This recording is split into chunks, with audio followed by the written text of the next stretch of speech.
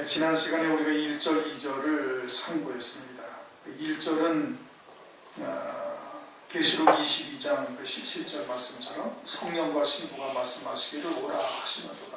목마른 자도 올 것이요 와서 값없이 생명수를 마시라 하는 그 말씀이 성취되는 거예요. 주님께서 친구들을 부르셔가지고 그 이제 생명수를 먼저 신부된 자에게 하나님의 말씀을 듣게 해서 재림하실 주님을 맞이할 수 있는 신부의 신앙으로 서라. 그와 같은 하나님의 말씀을 증거하고 그 말씀을 지금 듣고 있는 겁니다. 그런데 이제 2절에 가서는 상황이 확 바뀌어져가지고 이제 내가 잘지라도 한다는 것은 그렇게 주의 말씀을 증거하고 재림하실 주님을 맞이할 신부에 대한 그런 말씀을 증거했더니 이제 뭐 2단이니 3단이니 뭐 이러면서 이제 정죄하고 그러니까 마치 이제 그 로뎀나무 아래 앉아있는 엘리야처럼 아무리 하나님의 사람으로 그들을 증거해도 말씀을 듣지 아니하고 진리의 말씀을 듣지 아니하고 마치 이 아합 왕과 이세벨을 쫓았던 것처럼 그냥 세속적인 것에 거기에 다시 돌아서고 하는 것을 바라보면서 그냥 좌절해서 딱 이제 그냥 문을 닫고 이제 있는 것이죠. 영적으로 잠을 자고 있다.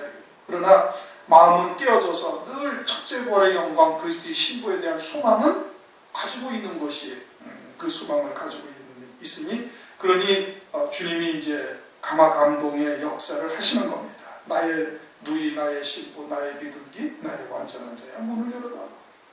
주님께서는 문 밖에서 지금 문을 두드리고 계시는 거예요. 주님과 함께 먹고 함께 마시기를 지금 원하고 계시는 거예요. 다시 말하면 흰옷 입고 나와 함께 다니는 자가 되어져서 주님은 막 지금 생명들을 살리려 성령으로 역사를 하고 계시는데 그런데 그냥 낙심천만 돼가지고서는 주저앉아 있어서 그냥 문을 딱 닫아 걸고 그냥 잠을 자고 있으니까 근데 주님께서 문을 두드리고 문을 열어다고 내 머리에는 이슬이 내 머리털에는 밤이슬이 가득하다. 주님께서 밤낮으로 택하신 자들의 마음의 문을 막 두들기고 그들을 살리시려고 역사를 하고 계시는데 먼저 신부된 자도 함께 주님과 함께 다녀야 될 것인데 다니지 않냐고 어떻게 했어요? 그냥 문을 딱 닫아두고 그냥 잠만 자고 앉아요. 다녀서 증거해봤자 돌아오는 사람도 없고 그 말씀을 듣고자 하는 사람도 없고 그러니까 이제 잠을 자고 있는 것이죠. 그러면서 이제 3절 내가 옷을 벗었으니 어찌 다시 입겠으며 내가 발을 씻었으니 어찌 다시 더럽히냐만 옷을 벗었다라는 것은 사명을 그냥 내가 팽개쳐버렸다 이게. 나가서 전해봐도 들을 자가 없는 거예요.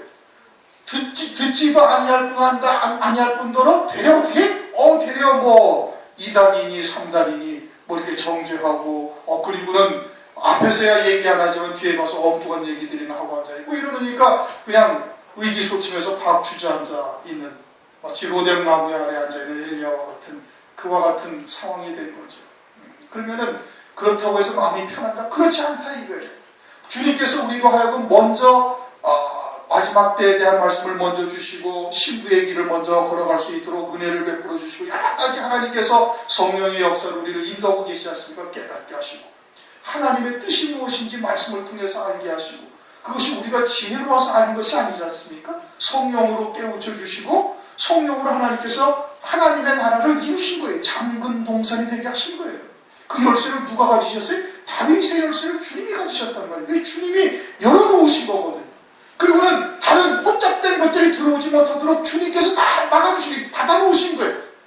진리의 말씀만 딱 듣고 무엇이 참이요 무엇이 생수로구나 하는 것을 깨닫게 하신 분이 누구예요? 하나님이시란 말이에요. 그러니 그러한 것을 먼저 되게 하신 이유는 뭐예요? 먼저 되게 하사 하나님께서 그 입을 벌려 증거에서 다른 생명들을 살리는 일에 쓰여지기 위를 주님께서 바라고 계시는 거거든요. 계시록 22장 17절 말씀처럼 성령과 신부가 말씀하시기를 오라 값없이 와서 목마른 자들 원하는 대로 다 마시라 생명수를 마시라 이렇게 되어지기를 주님께서 바라고 계시는 거예요. 그런데 나가서 전해보니까 뭐 환영하는 자는 고상하고 대래 뭐 이단하고 어쩌고 저쩌고 하니 그러니 어떻게? 그러니 그냥 주저앉아서 문을 잠그고 닫아 걸고 에이 모르겠다 그렇게 전가해도 돌아올 자는 없고 말씀을 갖다가 들을 자도 없고 도리어 조롱과 핍박만 하고 있으니 그러니 그냥 문을 닫아 걸고 들어놓아 자고 있는 거예요.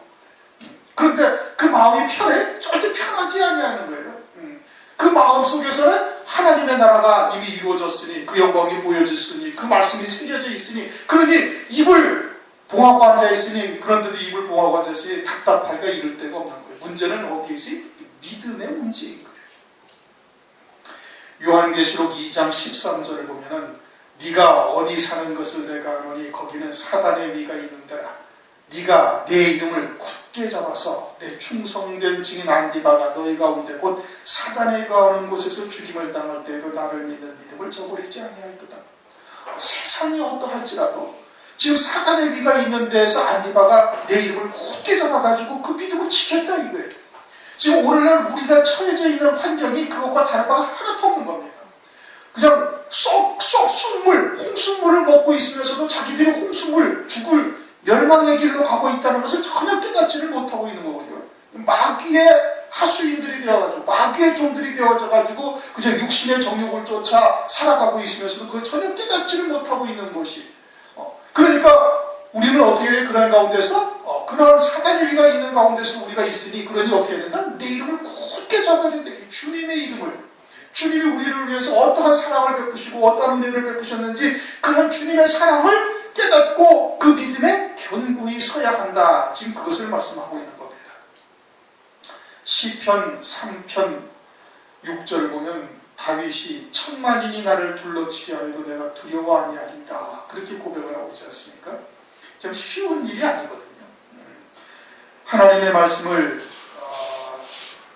우리가 깨닫고 그것을 전하는데 저들에게는 그 말씀들이 전부 다 생경하게 들리는 겁니다. 첫째 부활이라는 것은 아예 처음 듣는 얘기고 성경에 없는 것도 아닌데도 아예 처음 듣는 얘기고 산자가 뭐냐 얘기를 해주면은 이것도 또 처음 듣는 얘기고 그 처음 듣는 거예요. 그럼 성경이 없는 것도 아니거든요. 뭐 산자다, 뭐 첫째 부활이다. 이제 뭐 그래도 거기에다가 또 절기 한번 얘기하면은 그러면 이제 정말 이단처럼 딱 보이는 겁니다. 왜? 교회에서 전혀 지금까지 행하지 아니하던 일들이거든요. 그런데 성경을 바르게 보고 바르게 가르쳐주고 바르게 깨우쳐주려고 하면은 되게 이상하게 보니까 아주 의기소침해가지고 딱 주저앉아 있는 엘리야. 그게 아주 절대 이해가 되는 겁니다. 그 상황을 여러분들이 딱 닥치면은 그러면은 그렇게 되지 아니할 사람들이 별로 없는 거예요.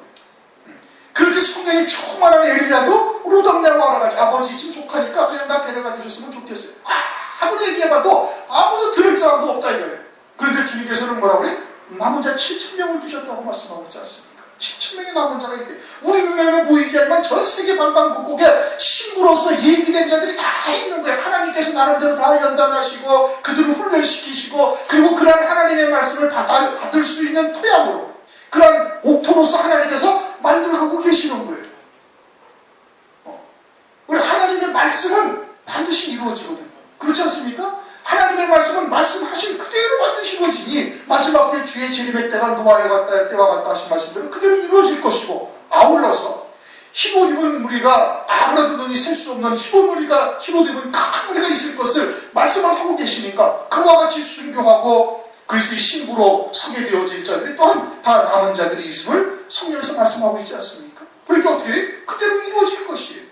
더더군다나 우리가 그러한 그리스도의 사랑, 은혜를 깨달았다면 그리스도의 이름을 아주 굳게 잡고 끝까지 견디는 자가 되어야 되는 거예요. 가나안 땅을 앞에 두고 여호수아에게 주님께서 뭐라고 말씀하시? 강하고 다 땅을 네 발바닥으로 밟는 땅마다 다 이것이 되리라. 오늘날 가나안 땅의 실상을 우리 눈앞에 두고 있는 때가 아니겠습니까? 그럼 그 여호수아에게 하신 말씀이 오늘날 우리들에게 하시는 말씀이 강하고 다 땅을 내 이름을 굳게 잡으라. 요한계시록에 말씀하신 것처럼 같은 의미인 겁니다. 그런데 그냥 나가서 전하는데 듣지도 아니하고 도리어 뭐 이상한 소리하고 어쩌고 저쩌고 하는 게 그냥 문을 닫다 보고 잠자면서 옷을 다 벗었다. 그 사명을 벗어던져버렸다. 그리고는 발을 씻었으니 내가 발을 씻었으니 발은 어디를 가요? 발은 걸어가는 길이잖아요. 그렇죠? 순례의 길을 가는 길이란 말이에요. 목사로 따진다면 그런 겁니다. 목사가 되려면은 교단도 있어야 되고 우선 교단이 있어야 교단 안에 소속이 되어져야 되거든요. 근데 교단에 소속된 목사들이 다 어때? 다 똑같은 거예요. 사탄의 위가 있는 데에서 벗어나 있는 사람들이 그리 많지 아니하는 겁니다. 물론 자기들은 나름대로 다 진리를 쫓고 있다, 하나님의 종이다, 소명을 받았다, 부르심을 받아가지고 사명감을 갖고 일하고 있지만 사실은 흙탕물을 먹고 있는 거예요. 쑥물을 먹고 있는 건데 모르고 있는 거예요. 그러니 그와 같은 같이 어울리면서 그렇게 가려고 하니까 그 발걸음이 참 어떻게 돼요? 이 더러운 길을 함께 걸어갈 수밖에 없는 경우가 어쩔 수 없이 있다 이거예요. 그러니까 그냥 아예 난 거기서 나와야 되겠다고 그냥 발을 씻어버리고 나온 거예요. 여러분들 같은 경우는 친구들과 그런 교제들 갖다가 다 끊어버렸다 이겁니다. 주변에 있는 사람들 뭐 전해도 되지도 않냐고 어쩌고 하니까 그냥 관계를 다 끊어버리고 그냥 say hello 그냥 인사를 하고 끝나는 그러한 관계로서 이제 소원해지고 뭐 이와 같이 되어져 있는 것입니다. 그런데 어찌다시 더럽히냐? 그래도 주님께서는 2절에 뭐라고 그랬어요? 내 머리에는 이슬이 내 머리에는 밤이슬이 가득하였다. 주님께서는 지금도 성령으로 하나님의 택하신 자들의 마음을 갖다가 지금도 두드리고 계시고 있는 거예요. 완악한 그들의 마음을 깨뜨리시려고 두드리고 계시는 거예요.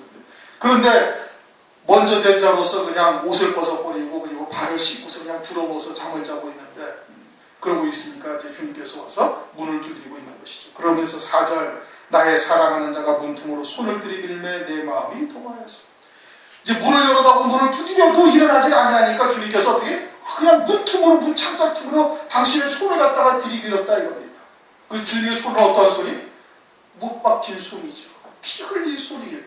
우리가 사랑하는 것이 오늘날도 중요한 그러한 피 흘리신 주님의 은혜가 없이는 우리는 지금 살아갈 수 없는 거예요. 오늘날도 우리는 오늘도 계속해서 죄를 짓고 믿음으로 살지 아니한 모든 것이 죄예요. 나가서 뭐 엉뚱한 짓 하고 그런 것만 죄뿐이야. 죄가 아니라 그리스도께서 피값으로 우리를 피로 값주고 사셨는데 그리스도의 끝이 되어져서 이제는 나를 자신을 위해 살지 아니하고 나를 위하여 십자가를 지신 그리스도를 위하여 사는 삶이 되어야 되는 거거든요. 그리고 오직 믿음으로만 살아야 돼. 근데 믿음으로 살지 않는 모든 것이 다 죄다 이거예요.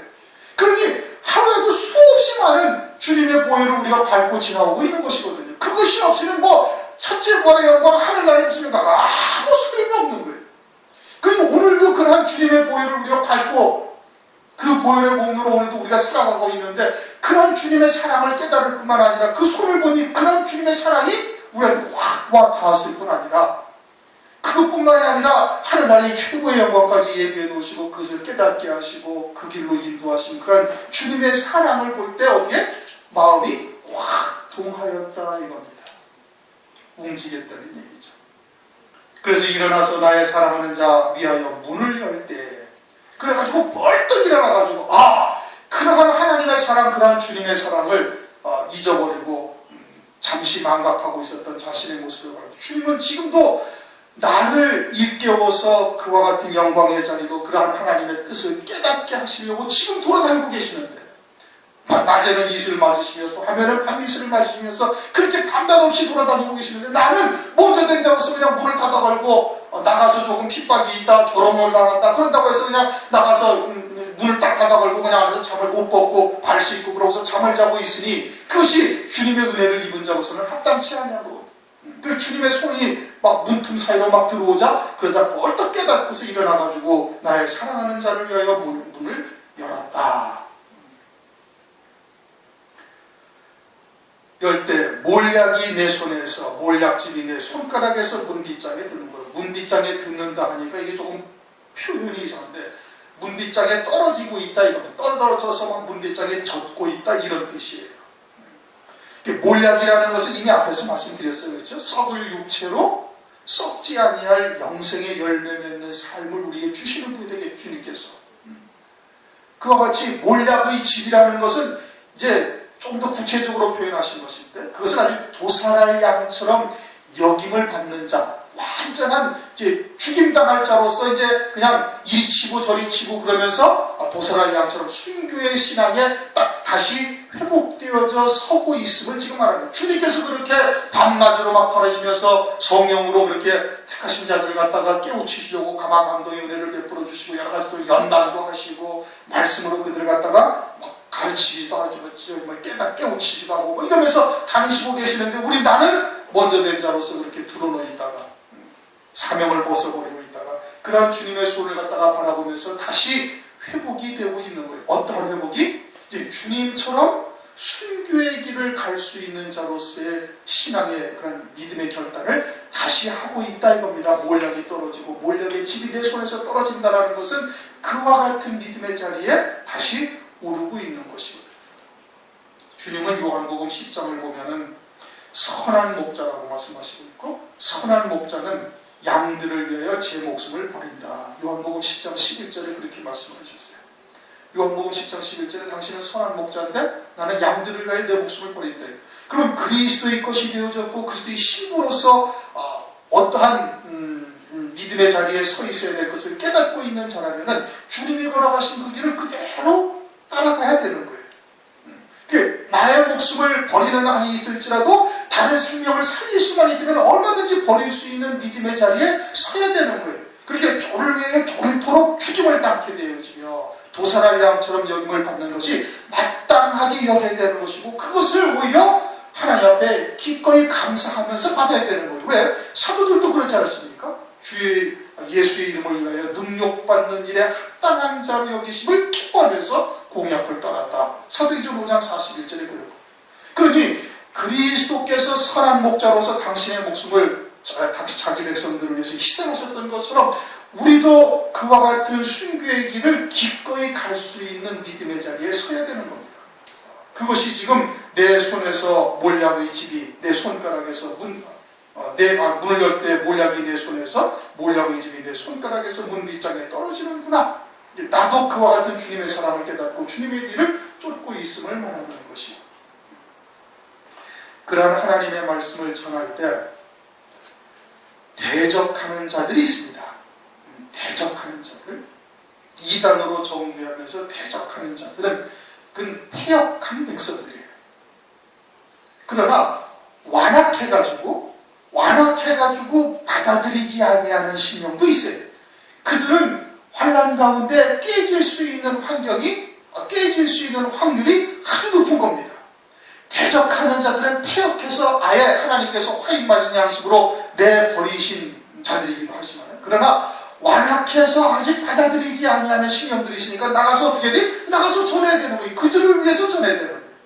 그러니 비록 대적하는 자들이 있다 할지라도 나가서 그 하나님의 택한 백성들과 함께 택한 백성들을 위해서 자기의 목숨을 희생하신 주님처럼 그와 같은 순례의 길을 갈 수 있는 자가 되어야 되는 것입니다. 이제 그와 같은 믿음에 섰다 이겁니다. 몰약이 떨어지고 몰약질이 떨어진다는 것은. 그래서 6절, 내가 나의 사랑하는 자를 위하여 문을 열었으나 그가 벌써 물러갔네. 그래가지고 문을 확 열고 보니까 주님이 벌써 물러갔다. 주님께서는 이미 2절부터 신부 성도의 그 심령 속에 지금 성령으로 감동의 은혜를 베풀고 계시는 겁니다. 이미 2절에 소리가 들리죠. 그래서 문을 두드려 이르기를 나의 노이 나의 사랑 나의 비둘기 나의 완전한 자여 문을 열어다오. 내 머리에는 이슬이 내 머리털은 밤이슬이 가득하였다. 그런데도 어떻게 민기적거리고 그냥 드러누워 있는 거예요.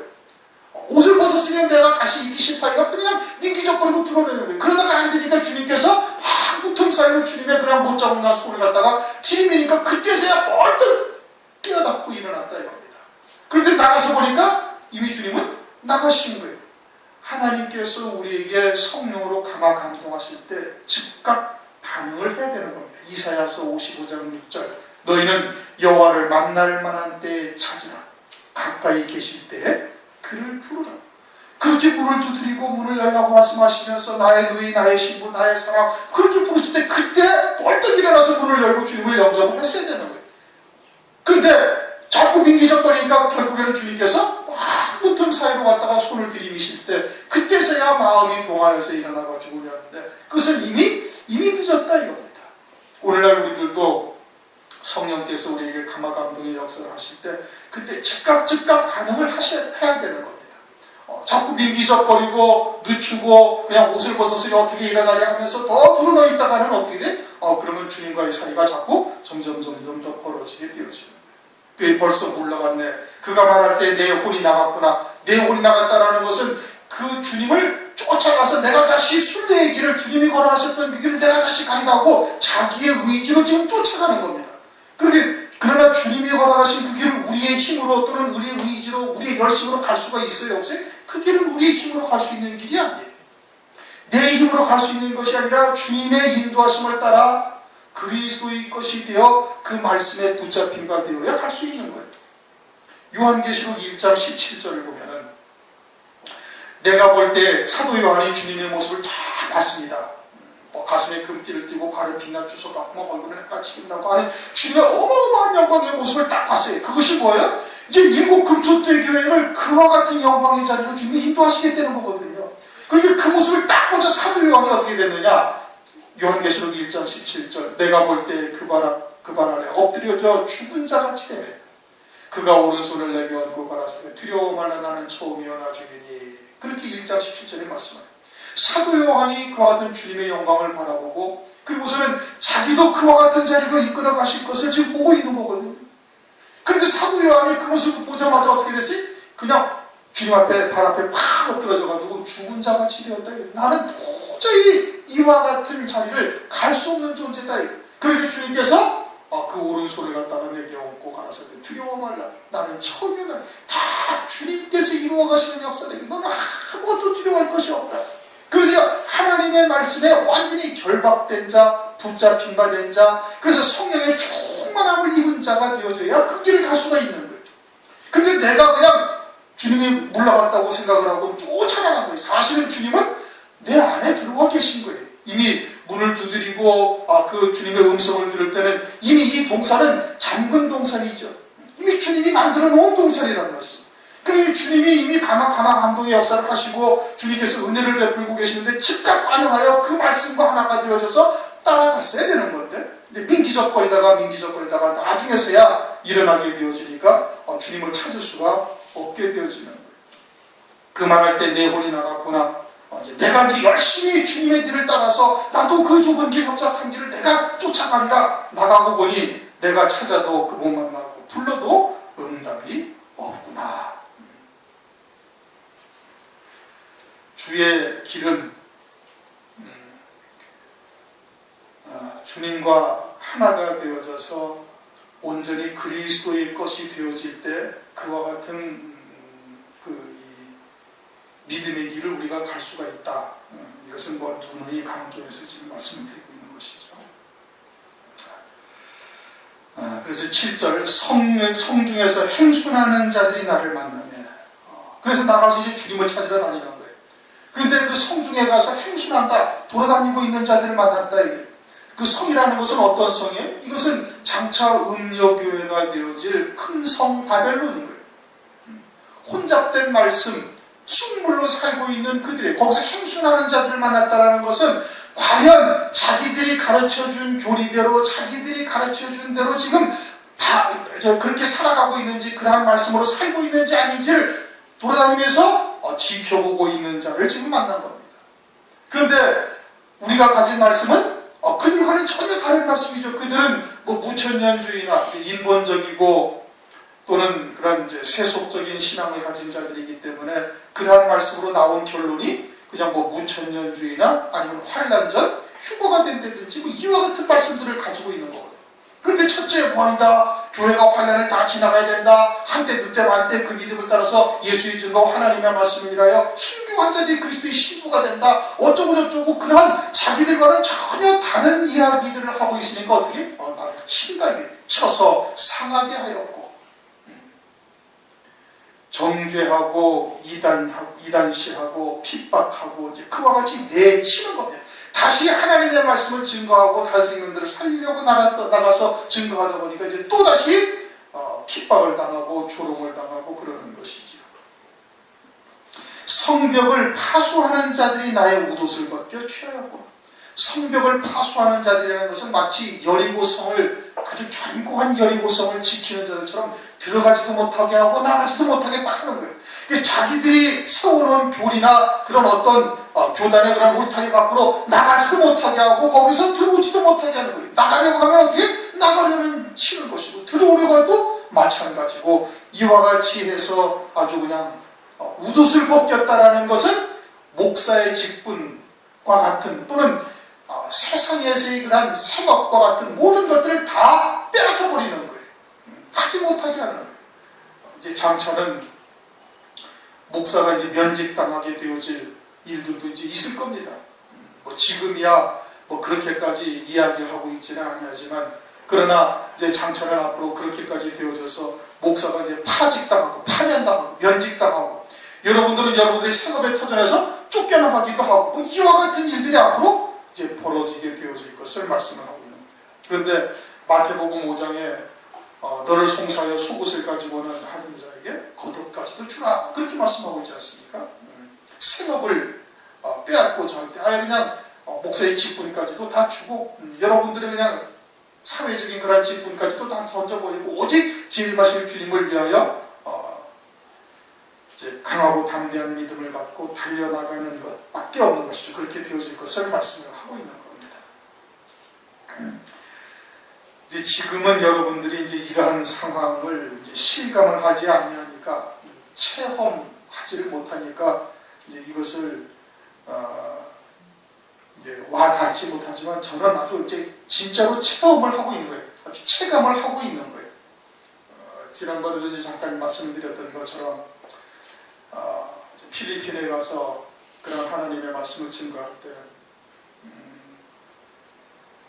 이제 뭐 질문도 받고 뭐 이제 그런 이야기들을 하다 보니까 이제 하나님의 말씀이 이제 다른 방향으로 막 나간 거예요. 뭐 마태복음 5장, 6장, 7장을 다 하려고 했는데 팔복하고 주기도문하고 뭐 간음죄하고 이거 하고 못한 거예요. 뭐 질문을 막 하니까. 그럼 마지막 날도 진도를 못 나가고 질문을 받다가 끝나요. 그러다가 질문을 하면서 이제 답변을 한 것이 산자에 대해서 얘기를 해줬고, 그 다음에 이제 절기가 문제가 나와서 이 절기에 대해서 얘기를 해주면서, 이제 오늘날 우리가 6월절, 초실절, 오순절은 성경에 있는 것대로 이미 다 지키고 있는데, 그 다음에 절기는 지금 우리가 교회들이 그 절기를 다 잊어버렸다 이거예요. 절기가 뭔지를 모르고 있다. 그 절기를 지켜야 천국 가고 지옥 가고 천당 가고 어쩌고 하는 것은 아니지만은, 골로새서에 그 말씀이 있죠. 안식일과 절기나 뭐 먹을 것 마실 것 또는 안식일이나 절기로 평론하지 말라. 그것으로 천당 가냐 지옥 가는 것은 아니지만은, 그것이 그리스도로 이루시는 아주 큰 구원의 전환점이다 이게. 하나님의 아주 큰 표적이다 이게. 그러니까 지금 6월절 날 돌아가셨고 십자가 지셨고, 초실절 날 부활의 첫 열매가 되셨고, 오순절 날 성령이 임하셨고, 그런데 그 다음에 있는 절기들은 무언가 주님께서 하시네. 그 다음에 있는 절기가 뭐냐? 그 나팔절이라는 절기다. 근데 나팔절이라는 절기를 오늘날 교회들에서 하는 데가 있다? 없다 이게. 그 왜 모르냐? 다른 것으로 사람이 만든 절기로 다 바꿔버렸다 이게. 왜? 마귀가 그 나팔절이라는 절기를 다 잊어버리게 한 거예요. 준비하지 못하게 한 거예요. 그 나팔절이라는 절기가 뭔데? 그건 큰 나팔 소리를 재림하시는 재림의 절기다 이거예요. 그런데 그 절기를 다 빼먹어버렸대. 잊어버리고 사람이 만든 절기로 추수감사절이라 해서 그냥 한 달쯤 늦게 지키는데, 이게 성경에 기록이 되어져 있다. 그래가지고 열왕기상을 갖다가 딱 얘기를 해줬어요. 이게 깜짝 놀라죠. 질문을 못하는 거예요. 알아야 질문을 하는데 질문을 못하는 거예요. 그러면서 이제 크리스마스까지는 제가 이제 너무 좀 심하고, 너무 이제 그 사람들은 크리스마스가 어마어마한 명절로 알고 있지 않습니까? 그렇죠? 어마어마한 명절로 알고 있는데, 그 크리스마스가 마귀를 쫓는, 태양신을 쫓는 그와 같은 절기라는 것을 이야기하면, 이건 완전히 충격이 이제 그냥 배가 되는 것이죠. 그런 거는 뭐 얘기는 안 해줘요. 또 이제 마지막 때가 무화과 나무의 비유가 이미 성취된 것이다. 이미 성취가 됐으니, 그러니 이 무화과 나무의 비유가 이것이 일반 무화과 나무가 피고 지고 여름이라면 주님은 벌써 2000년도 더 오셨다가 가실 되는 거다.